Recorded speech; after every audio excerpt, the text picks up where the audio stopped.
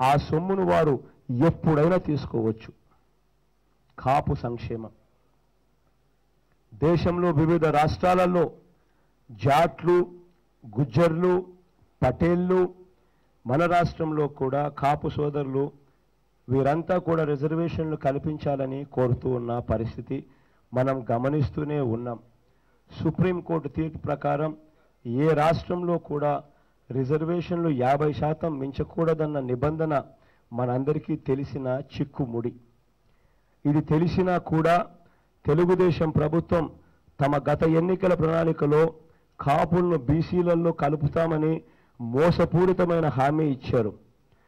మన పరిధిలో లేని విషయం మనం ప్రయత్నం చేస్తామని చెప్పగలం, కానీ అంతకు మించి రిజర్వేషన్ కల్పిస్తామని చెప్తే అది ప్రజలను మభ్యపెట్టే చర్య అవుతుంది.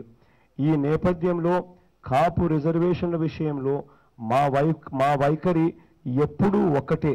మొదటి నుంచి మేము చెబుతూ ఉన్నట్లుగానే బీసీ హక్కులకు భంగం కలగకుండా, వారి ప్రయోజనాలకు నష్టం రాకుండా జరిగే రిజర్వేషన్లకు మా మద్దతు ఎప్పుడూ ఉంటుంది.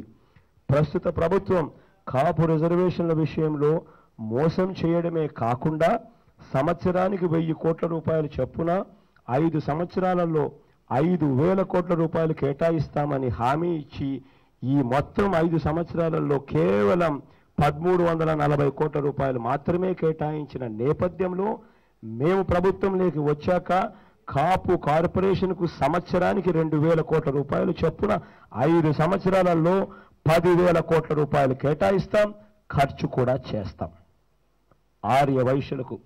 ఆర్యవైశ్యులకు ప్రత్యేక కార్పొరేషన్ ఏర్పాటు చేస్తాం. ఆర్యవైశ్య సత్రాలను నడిపే హక్కు వారికే ఇస్తాం. న్యాయవాదులకు, జూనియర్ న్యాయవాదులకు మొదటి 3 సంవత్సరాల ప్రాక్టీస్ పీరియడ్లో ప్రతి నెల 5,000 రూపాయలు స్టైపెండ్ ఇస్తాం. న్యాయవాదులకు వెల్ఫేర్ ఫండ్ కోసం 100 కోట్ల రూపాయలు కేటాయిస్తాం. హైకోర్టులో ప్రాక్టీస్ చేస్తున్న న్యాయవాదులకు ఇళ్ల స్థలాలు తక్కువ ధరకే ఇస్తాం. హిందూ దేవాలయాలు, అర్చకులకు రిటైర్మెంట్ విధానాన్ని రద్దు చేస్తాం. 6C దేవాలయాల్లో పనిచేసే అర్చకులకు మార్చి 2019 చంద్రబాబు నాయుడు గారు వెళ్ళిపోతూ ఇచ్చిన జీవో సూచించిన వేతనం కంటే అదనంగా 25% జీతాలు పెంచుతాం.